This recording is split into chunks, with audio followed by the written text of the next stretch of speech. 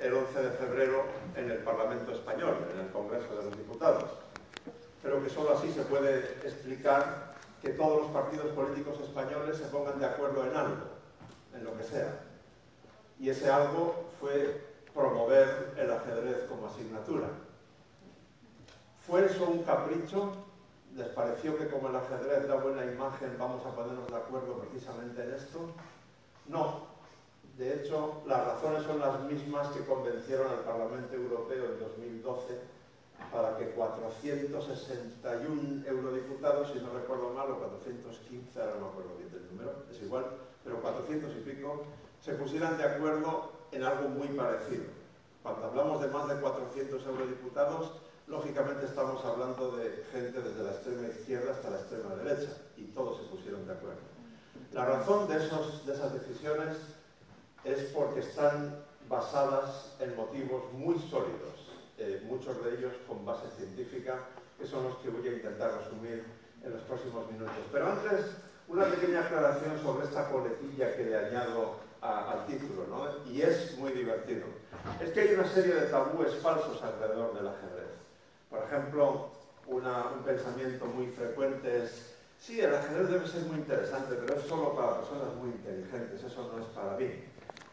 Bueno, esto es como comparar a alguien a quien le gusta correr por el parque de vez en cuando, o por la playa o por la calle, con un profesional de la maratón. Los dos corren, pero no tiene nada que ver lo que hace el uno con lo que hace el otro. Jugar al ajedrez por puro pasatiempo, ser docente de ajedrez para alfabetizar a los niños en ajedrez, es una cosa. Y ser gran maestro, pertenecer a la élite mundial del ajedrez, es otra. Para lo segundo, igual que para ser profesional de la maratón, hay que nacer con unos genes específicos y luego trabajar durísimo para desarrollarlos. Para lo primero, puede hacerlo absolutamente cualquier persona, y cuando digo cualquiera, como van ustedes a ver, realmente me refiero a todo el mundo, incluso a personas discapacitadas o muy especiales. Y lo de divertido es porque muchos dicen que el ajedrez es aburrido. Hombre, si te quieres dedicar al ajedrez de alta competición y no te gusta, claro, entonces te vas a aburrir, pero esto es de cajón, esto es aplicable a cualquier otra actividad, deporte o arte o cultura. Si hablamos de alfabetizar en ajedrez a los niños, y dando por sentado que el docente sea competente y tenga vocación, tenga pasión por su trabajo, el riesgo de que un niño se aburra en clase de ajedrez es bajísimo, porque estamos hablando de utilizar el ajedrez como herramienta pedagógica para desarrollar la inteligencia, transmitir valores, enseñar a pensar. No estamos hablando de crear jugadores. Eso se hace en un club de ajedrez, no se hace en un colegio y menos todavía en horario lectivo. Por tanto, el porcentaje de los niños que rechazan el ajedrez de plano es bajísimo. Y por eso digo que subrayo esto de divertido. Suelo decir que el ajedrez es el mejor videojuego que existe, porque aunque hay algunos que son muy buenos desde el punto de vista didáctico, si uno ha jugado 1000 veces, por ejemplo, con el mismo videojuego, lo normal es que tienda a aburrirse. En el ajedrez la tendencia es la contraria. El ajedrez cumple muy bien aquello que decía Sócrates de solo sé que no sé nada. A medida que vas aprendiendo, quieres saber más porque te vas dando cuenta de lo mucho que te falta por saber. Acabaría esta introducción diciendo que yo no me he aburrido nunca. Llevo 42 años como ajedrecista, los 10 primeros como jugador semiprofesional, los 32 siguientes como periodista especializado, conferenciante, investigador, etc. Y yo no sé lo que es estar aburrido. Bueno, lo sé porque otras personas me dicen que ellos se aburren, pero bueno, si lo dicen ellos será verdad. Si te gusta el ajedrez, si te apasiona el ajedrez, es imposible que te aburras. Bien, vamos a los argumentos que les decía. Fíjense, solo con los que están resumidos en esta pantalla, solo con estos, ya tendríamos suficiente para que el ajedrez sea asignatura en horario lectivo desde mañana mismo en todos los colegios del mundo. Pero hay muchos más que resumiré después. Es decir, hay más de un siglo de investigación, hay bastantes estudios publicados, serios, contrastados, hay muchas experiencias en países con regímenes políticos distintos, y la inmensa mayoría llegan a la misma conclusión. Los alumnos de ajedrez educativo, ojo con esta distinción, no me refiero a los alumnos que juegan al ajedrez, cual el ajedrez es formativo de por sí, el deporte del ajedrez es formativo de por sí, pero ahora estamos hablando del ajedrez como herramienta en clase, el ajedrez educativo. Bien, la mayoría de los alumnos de ajedrez educativo mejoran su inteligencia en múltiples parámetros. Inteligencia es una palabra demasiado flexible, pero ahora la explicaremos, y mejoran su rendimiento académico por término medio el 17% más que los otros, sobre todo en matemáticas y en comprensión lectora. Estamos en España y cuando uno dice en un ámbito de docentes o de gente ligada a la intelectualidad, a la cultura, matemáticas y comprensión lectora, en su cerebro resuena enseguida el informe PISA, porque la mayoría de los niños españoles están fracasando en las pruebas del informe PISA, sobre todo en matemáticas y en comprensión lectora. Bueno, pues el ajedrez incide precisamente en eso. Aquí pongo Cataluña en ambos sitios porque están terminando estos días una experiencia piloto. Ahora ya está por 140 y tantos colegios catalanes, está promovida por la Generalitat. Hay un estudio científico paralelo a las clases de ajedrez diseñado por la Universidad de Girona con ayuda de la de Lleida, y aunque los resultados finales no se conocerán hasta finales de este año, me consta, porque tengo información de primera mano, que van a ser excelentes. Me consta, entre otras razones, porque sí hay encuestas entre todos los docentes de esos 140 colegios y el índice de satisfacción es altísimo, está por encima del 80-85%, y todos coinciden en que las conclusiones van a ser muy probablemente parecidas a las que he dicho antes y también parecidas a las que se hicieron en Trier, que es una ciudad alemana, traducida al español sería Treveris, o en Aarhus, esta ciudad de Dinamarca. En Aarhus es el último estudio que tenemos, no lo tengo entero, tengo solo el resumen, pero la conclusión es muy impresionante. Los alumnos que recibieron clases de ajedrez educativo mejoraron su rendimiento en matemáticas en un 30%, o sea, bastante más del 17% que cito ahí. Y lo de Trier es especialmente interesante, es el que más me gusta. Hicieron lo siguiente, ojo, lo hicieron durante 4 cursos consecutivos, no uno solo. Curso de primaria, clase A, clase B. Todos los alumnos de la clase A van a recibir 1 hora menos de matemáticas por semana a cambio de 1 hora de ajedrez. Todos los alumnos de la clase B van a seguir recibiendo 3 horas de matemáticas por semana, nada de ajedrez. El profesor de matemáticas es el mismo en las 2 clases. Y el resultado fue que durante 4 cursos, repito, los de la clase A lograron una nota promedio en matemáticas mejor que los de la clase B. Es decir, desde el punto de vista de la eficacia pedagógica, la conclusión de este estudio sería que 2 horas de matemáticas más 1 de ajedrez son más eficaces que 3 de matemáticas. Es relativamente lógico pensar que el ajedrez y las matemáticas están conectados. Pero, ¿por qué demonios, me pregunté yo durante bastante tiempo, los alumnos que reciben clases de ajedrez educativo leen mejor o comprenden mejor lo que leen que los otros? Bueno, hay 2 respuestas. La primera es muy lógica. El ajedrez desarrolla mucho la concentración. Si estás muy concentrado cuando lees, lógicamente lees mejor, comprendes mejor lo que lees. La otra es un poco más rebuscada, pero me parece muy interesante. Cuando leemos y cuando jugamos al ajedrez, nuestro proceso cerebral es muy similar. Estamos en ambos casos reconociendo signos, que en un caso son letras, en el otro son piezas de distinto valor, color y tamaño.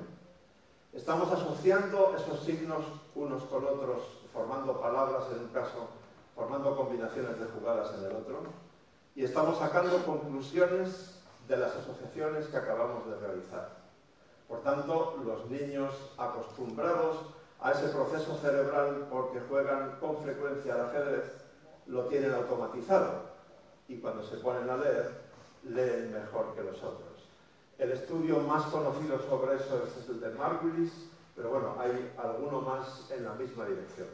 Pero como les decía, hay en realidad bastante más que que esto, aunque creo que es muy significativo lo que acabamos de ver. Hay muchas listas sobre la cantidad de cualidades que desarrolla el ajedrez.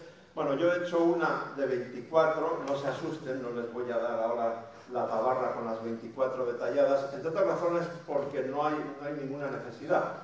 Van a ver ustedes que la mayoría son de sentido común. Cualquier persona que haya jugado al ajedrez con una cierta intensidad sabe que el ajedrez desarrolla todo esto que vamos a ver aquí.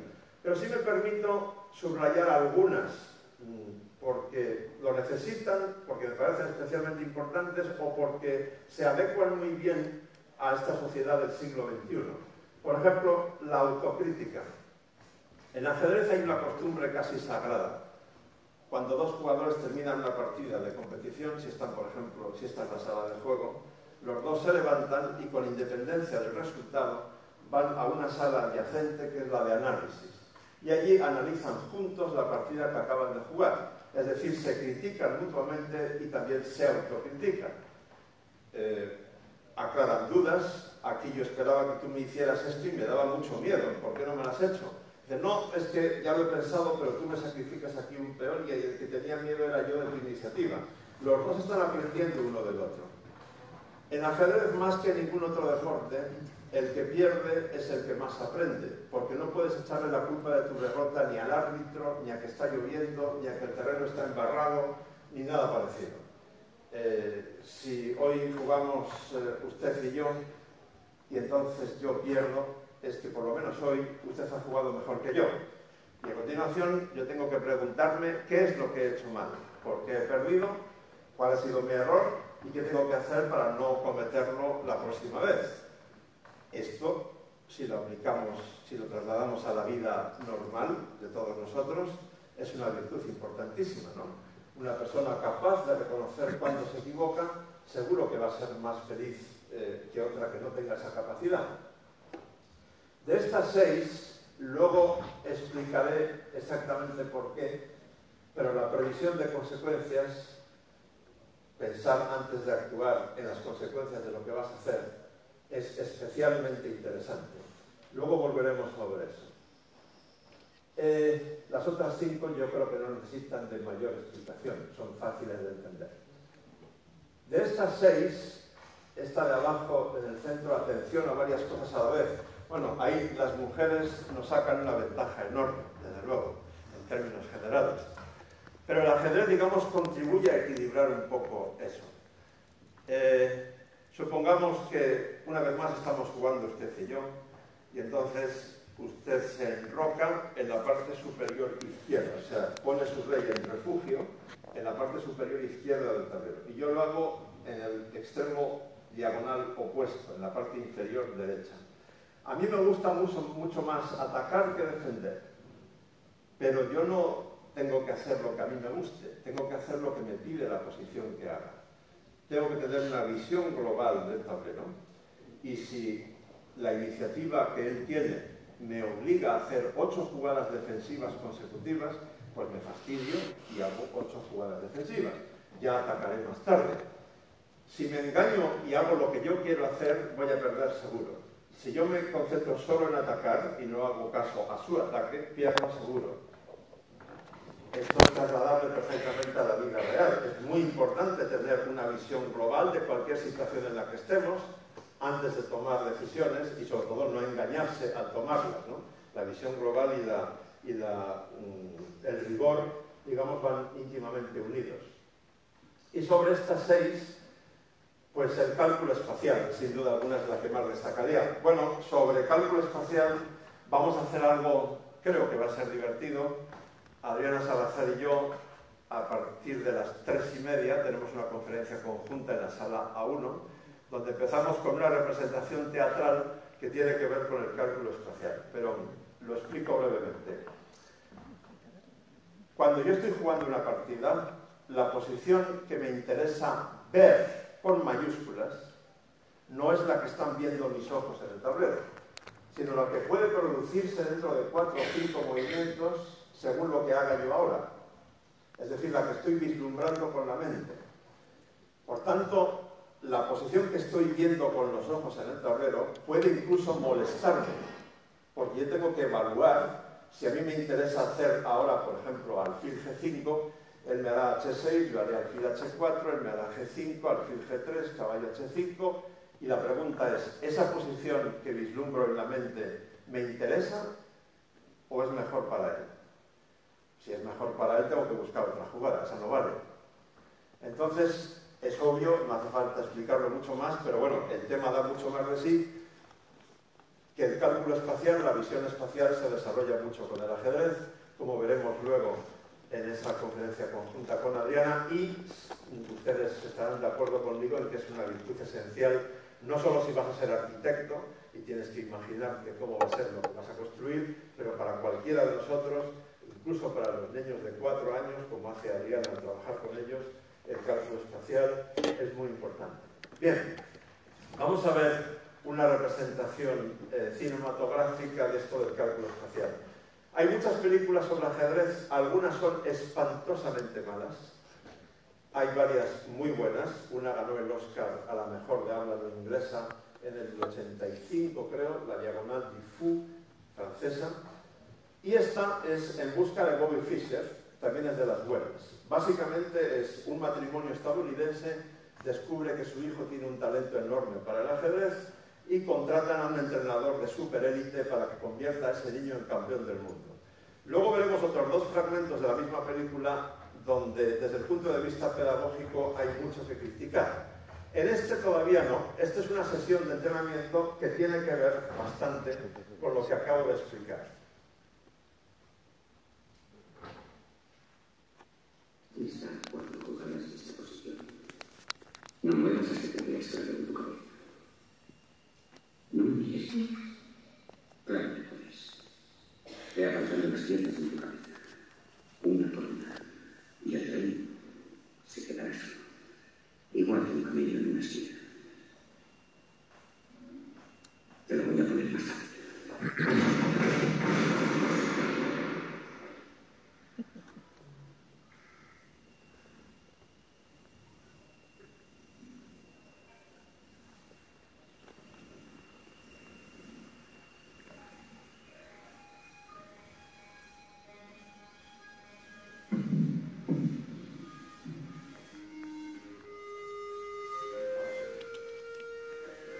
Caballo A8.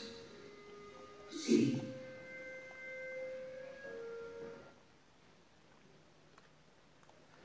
Caballo a C8, lo que el niño no veía viendo todas las piezas con los ojos, lo ve visualizando lo que tiene que evaluar con el cerebro. Bien, cambiamos por completo de tercio para hablarles de algo que cada vez me apasiona más, hasta el punto de que en los últimos meses he llegado a la conclusión, después de haberlo contrastado con más de 100 docentes de diversos países, de que la mejor edad para introducir el ajedrez en horario lectivo ya no es, como yo pensaba, los primeros cursos de primaria, sino el infantil, o sea, entre los 2 y los 5 años.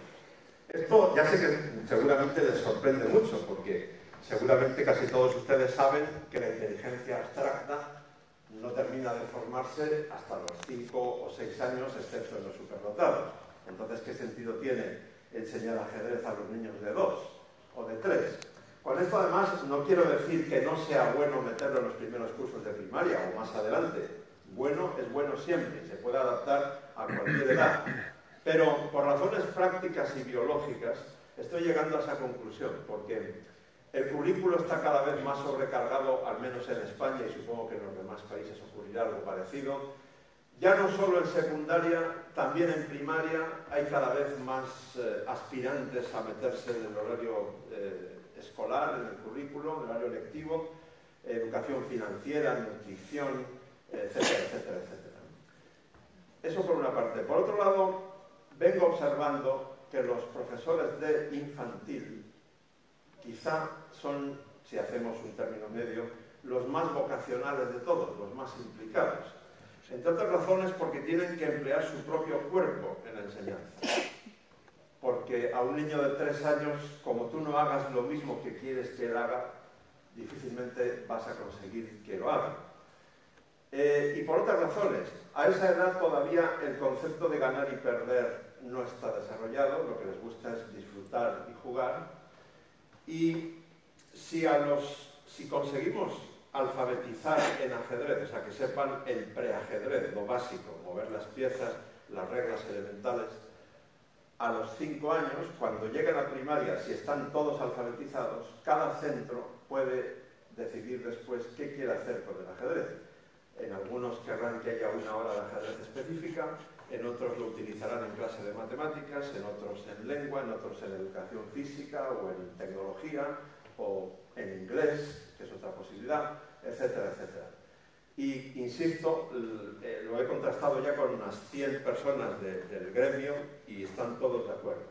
Bien, ¿por qué? Ahora voy a lo más importante, ¿no? ¿Por qué estoy tan entusiasmado con esto? Por lo que he visto. Por lo que he visto, por ejemplo, en Montevideo, con niños de 2 a 5 años. Es un centro que se llama Baz Ferreira, y le pregunté a la psicóloga que dirige el centro, bueno, ¿y por qué trabajan ustedes con el ajedrez y no con el parchís, por ejemplo? Y me dijeron, bueno, trabajábamos con el parchís hasta que conocimos a este profesor de ajedrez, Esteban Jaureguizar, que es excelente. Pero la razón principal es que las profesoras, al cabo de pocas semanas, con las fichas del parchís ya no sabían qué hacer. Son muy llamativos los colores, pero los recursos pedagógicos que ofrecen son muy limitados. El ajedrez es prácticamente infinito. Podemos jugar con el tablero vacío, solo con los peones, quitamos los peones, metemos los caballos, quitamos los caballos, metemos los alfiles, y así tenemos recursos hasta acabar todos los cursos, valga la redundancia. Voy a contarles lo que he visto en el Centro Preescolar Talento de Adriana Salazar, en Bogotá, con sus niños de 3, 4 y 5 años. Les adelanto una cosa, el 100% de sus alumnos, a los que no hace ningún test de cociente intelectual, o sea, toda familia que pueda pagar la matrícula puede matricular a sus niños ahí, el 100% de los alumnos de 4 años de Adriana Salazar conoce el ajedrez, toca el violín y hace taekwondo. A los 3 años, Adriana coloca un tablero gigante en el suelo, pone una música muy pegadiza y la letra de esa música enseña a mover los peones. Y entonces la profesora se acerca a donde una niña y le dice, tú eres un peón. Y como tú eres muy valiente, tú nunca vas hacia atrás. Esta es tu columna. No puedes moverte ni a esta ni a esta. Esta es tu columna.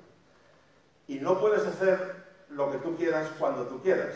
Juegas una vez y esperas a que tu compañero juegue y solo entonces puedes volver a jugar. Fíjense que bajo el lema esencial aprender jugando, jugar aprendiendo, de una manera muy sencilla estamos transmitiendo valores esenciales a esa edad: psicomotricidad, geometría elemental con diagonales, columnas y verticales, respeto por las normas, respeto por el compañero, control de los impulsos primarios, toma de decisiones razonada, y solo tienen 3 años. A los 4, en un aula, les pone un tablero mural con una posición que solo tiene peones porque de momento solo saben mover los peones. Entonces la profesora dice, sin moveros del pupitre, me tenéis que decir qué cambia en esta posición si el peón blanco que está en E4 se come al peón negro que está en D5. Entonces una niña se levanta y dice, pues donde está el peón blanco no hay nada y donde está el peón negro hay un peón blanco. Esa niña cree que está jugando a adivinanzas o algo así, pero está desarrollando su visión espacial, de lo que hablábamos antes. Y esto que pongo abajo del método transversal e interdisciplinar no me refiero solamente a la edad infantil, a 2 a 5 años. Eso sirve absolutamente para cualquier edad. Por ejemplo, estoy viendo en México con la Fundación Kasparov para Iberoamérica hemos formado ya a más de 3.000 docentes en ajedrez. Y el proceso es siempre el mismo. El primer día entran en el seminario y yo olfateo una mezcla de curiosidad, escepticismo, miedo. Esto del ajedrez realmente me va a servir a mí para algo.